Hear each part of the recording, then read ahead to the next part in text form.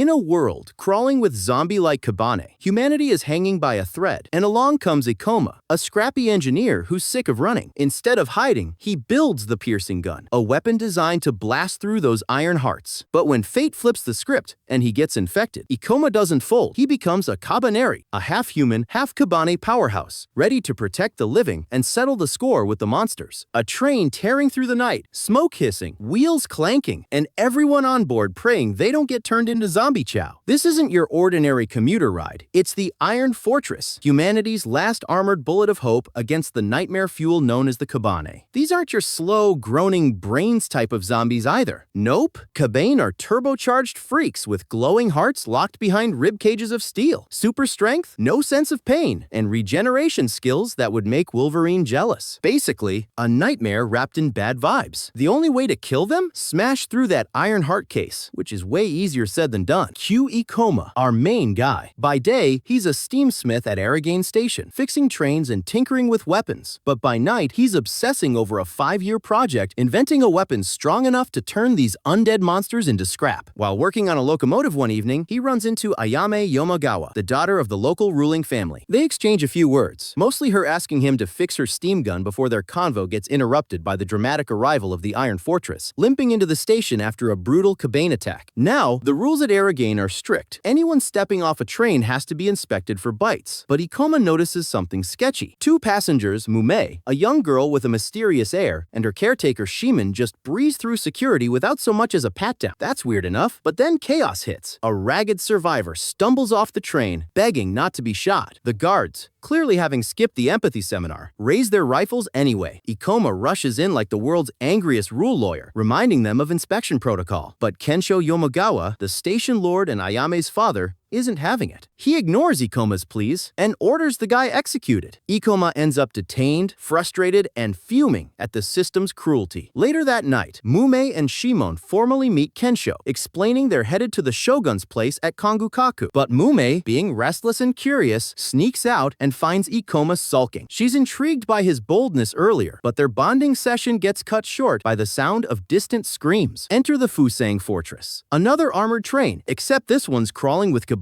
It smashes straight into Aragane's walls, releasing a tidal wave of Kabanes. Panic erupts. Soldiers fight valiantly, but it's like trying to stop a tsunami with a broom. Civilians scramble toward the Iron Fortress, their only chance at survival. Ikoma, locked up, ain't about to wait around. Using a pin like he's in a prison escape movie, he frees himself and bolts to his workshop. On the way, he sees a Kabane slaughter a couple, and instead of running, he lures it into his hut with his own blood. Yeah, dude literally baited a zombie with himself. Inside, it's go time. Ikoma unveils his magnum opus, the piercing cannon, a steam gun prototype designed to blast through Kabane rib cages like tin foil. He's been collecting their organs, dissecting their anatomy, and researching ways to bring them down. And now, test day has arrived. The Kabane crashes in through his roof like an undead Kool-Aid man. Ikoma fires, and the creature's heart shatters in a glorious explosion. Except the Kabane bit him. Now he's infected. But Ikoma, being both genius and slightly insane, decides he's not going down like everyone else. He strangles himself with a harness of steel, trying to choke the infection out before it can spread to his brain. Yeah! Meanwhile, Mume's sprinting toward the Iron Fortress, only to discover Shimon's been bitten. In true tragic mentor fashion, he tells her to keep going and takes his own life before the virus can turn him. Heartbroken but determined, Mume pushes forward. When a Kabane blocks her path, she casually removes the ribbon from her neck and reveals her true colors. This innocent girl is actually a total beast. With lightning-fast moves, she decapitates the monster in one clean swoop. So while the whole station is basically in flames, Mume links up with Ayame and the other survivors. Everyone's freaking out, waiting for a signal from Ayame's dad that it's finally safe to board the train out of there. But of course, disaster strikes. The terrified crowd clogs up the exit like it's a Black Friday sale, and the Kabane are closing in fast. Mume, being the resident badass, offers to clear the path, but someone's gotta drive the train first. Enter Yukina. She's just a trainee, but she steps up like, yeah, sure, I'll be your conductor / last hope for humanity. With that settled, Mume dives into action, like she's been waiting her whole life for this moment. She slices through Kabane like she's speedrunning a hack and slash game clean beheadings. No wasted moves. Pure efficiency. The firelit chaos around them makes her look like some kind of glowing warrior goddess, and everyone else is just standing there like, who even is this girl? Thanks to her, the survivors finally make it to the train. Now, here's where things get tense. The warriors guarding the train aren't letting anyone on unless they strip down to prove they're bite-free. And right there in the middle of this awkward mass undressing session are Ikoma and his buddy Takumi. Takumi had sprinted all the way to Ikoma's hut earlier, panicking that his friend was zombie chow, only to find Ikoma alive and his experimental weapon actually working. Huge relief until Takumi learns Ikoma's been bitten. Still, no time for emotional breakdowns, so they rush to the train. Thanks to Mume vouching for them, they get on board while she casually finds an empty room to crash in. Girl just fought a horde and now she's like, nap time. Outside, the Kabane aren't slowing down. Ikoma, pumped that his gun actually works, fires into the crowd, proud of his achievement, except nobody else is clapping. Why? Because his chest is literally glowing. Yep, big red flag that he's infected. The survivors don't see the hero. They see another monster. Kurusu, Ayame's loyal retainer, wastes no time blasting him right off the train. Talk about zero chill. Meanwhile, Ayame's at the controls with Yukina, using the master key to fire up the engine. Good news, the train roars to life. Bad news, the tracks ahead are still raised like a drawbridge. And to make matters worse, the Kabane horde waiting there includes Ayame's own father. The switch to lower the bridge is busted, so someone has to pull the lever manually. Guess who shows up again? Ikoma. Yep, the dude just won't die. He fights off a swarm of zombies, even taking multiple bites, and still hangs on to his humanity long enough to lower the bridge. As the Iron Fortress rolls forward,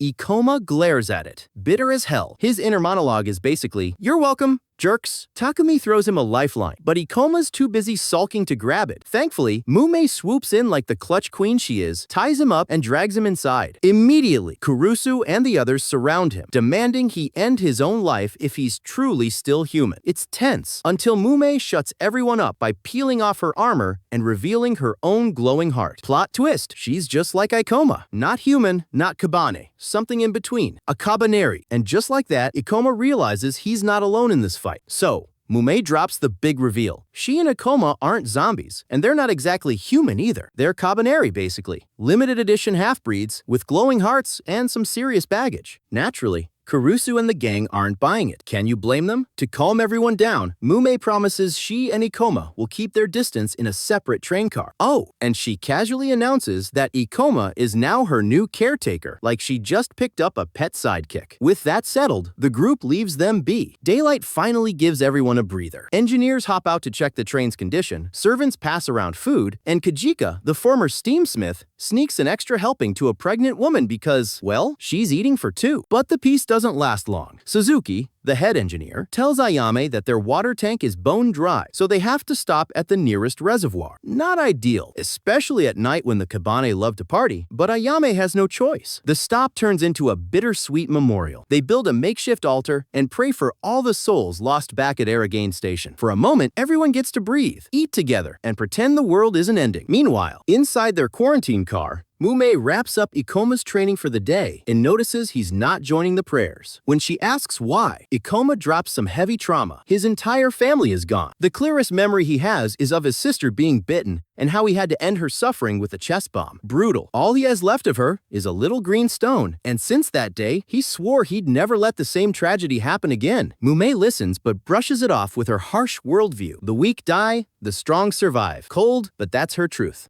Their heart-to-heart gets cut short when Ayame shows up with bad news. Some passengers are still paranoid about having two half-zombies on board and want to fight. Mume is like, say less, I'll throw hands, while Ikoma tries to keep the peace. Ayame, realizing she needs to put an end to the mob mentality, goes full shock value and stabs Ikoma in the chest. Wild move, but she proves her point. If Ikoma doesn't retaliate against their leader, then clearly he's not a threat. Ikoma doubles down, swearing he won't run anymore, and that the Kabane are their real enemy. The men grumble but back off, reassured by Ayame's resolve. Later, Mume joins the women and children at the campfire. Slowly, they start warming up to her, not as a Kabaneri, but just as a cheerful, oddly charming girl. But no matter how sweet she acts, one truth hangs over them. She's still half Kabane, and that means she hungers for blood. Just as the tension is about to boil over, a scream slices through the night. To everyone's horror, the pregnant woman from earlier has turned into a a Kabane. Kajika is crushed. Mume doesn't hesitate. Her instincts kick in, and with swift precision, she drives her twin blades right into the woman's chest. Just like that, their fragile piece is shattered all over again. The campfire horror with the pregnant woman barely has time to sink in before things spiral even further downhill. The sentries spot an entire horde of Kabane barreling toward them, forcing everyone to scramble back onto the iron fortress. In the chaos, Ikoma nearly loses himself to his bloodlust and almost snaps at Ayame, but Kurusu swoops in just in time to yank her out of harm's way. With no choice but to abandon their half-finished repairs, the train lurches back into motion, carrying with it not just survivors, but a bubbling cauldron of paranoia. Instead of being grateful for Ikoma and Mume saving their skins every 5 minutes, most passengers decide it's easier to just blame them for all their problems. Oh, zombies chasing us? Must be the creepy half-zombies on board. The prejudice grows nasty fast, with certain men fanning the flames of discontent. Leading the mob is Akuji, who's so loud and obnoxious, you'd think he's the main villain. He demands the master key from Ayame, and though she's their leader, her confidence falters. In a moment of doubt, she actually hands it over. With the key in hand, Akuji immediately flexes his new authority. His genius plan? Take the shortcut through the mountains, a route crawling with Kabane. And just to make things even dumber, he orders the car with Ikoma, Mume, and their friends Takumi, Kajika, and Sukari to be disconnected, branding them all as traitors. It's basically tossing out their only superheroes and hoping for the best. While they're fumbling around with the coupling, the train enters a tunnel. Surprise, surprise, it's already infested. And just when the men are about to pull the lever, a terrifying Kabane with actual sword skills shows up and slices them to bits.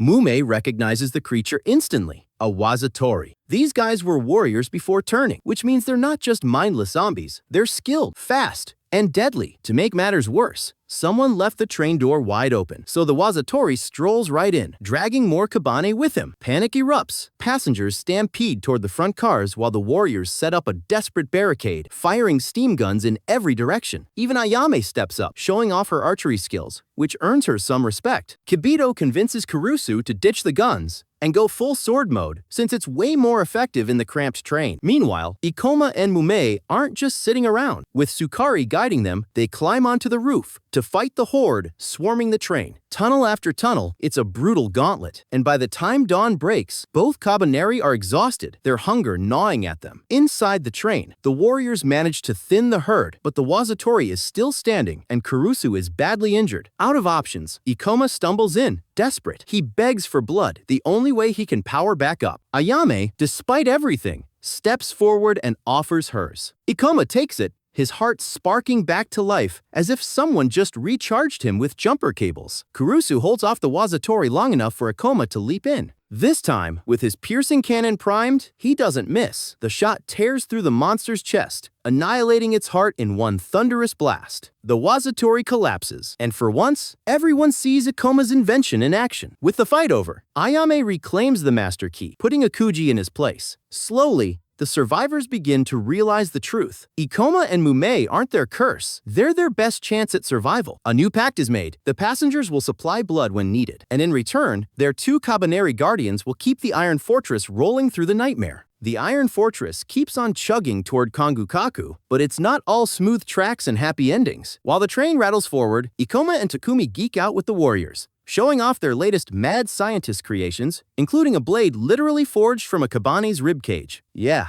nothing screams innovation like stabbing zombies with their own bones. Meanwhile, Mume hangs out in the women's and children's quarters with Kajika, trying to act normal, though normal isn't really in her vocabulary. Their next stop? Yashiro Station, a place that was supposed to be a resupply gold mine. Instead, it looks like the Kabane decided to host a demolition party, leaving the place wrecked and only a handful of survivors alive. Ayame, being her usual kind-hearted self, insists they help the townsfolk. That's when one shady dude named Inoku slithers up to Mume. Turns out, this guy used to serve her brother, aka the big boss of the anti-Kabane fighters. He calls himself Ear, which is already sus, and reminds Mume of her old role as her brother's loyal Claw. Translation: kill zombies non-stop or risk being tossed aside like broken armor. This conversation hits Mume hard. All those buried traumas, front and center. She starts acting cocky, flaunting her skills like she's above everyone else. But underneath that arrogance, you can tell she's unraveling. Still, she tags along while Ikoma comes up with a plan. The problem? A giant fallen tower is blocking the train tracks. To move it, they need the crane. But the crane's power comes from the boiler room, which is currently ground zero burrow for a Kabane infestation. Ikoma, being the level-headed strategist, suggests sneaking in through an alternate route to avoid unnecessary casualties. Smart, right? Not according to Mume. She immediately mocks the idea, calling everyone cowards for not facing the threat head-on. The others are stunned. This isn't the Mume they know, but they stick with Ikoma's safer plan. Or so they thought. Mid-mission, they realize Mume ditched them to charge the boiler room solo. Classic reckless move. She kicks open the doors like an action movie star and slaughters the Kabane inside, clearing the room with brute force. Ikoma then gets the power running, while Takumi and Sukari hustle to lift the fallen tower using the crane. Just when things look like they might finally be under control, a new wave of Kabane comes crawling out of the shadows, ready to crash the party. Kibito calls for a retreat, but Ikoma stays behind to keep the crane moving, determined to see the job through. Problem is, Mume's reckless streak catches up with her. She pushes herself too far, fighting wave after wave, until a Wazatori grabs her by the foot and yeets her straight into the underground. Ikoma sees this, and, without hesitation, abandons his post to dive in after her. That's the end of the recap. Let us know if you want part 2 by leaving a comment in the comment section down below. Also, don't forget to like this video and subscribe to our channel to avoid being virgin forever. See you guys in the next video.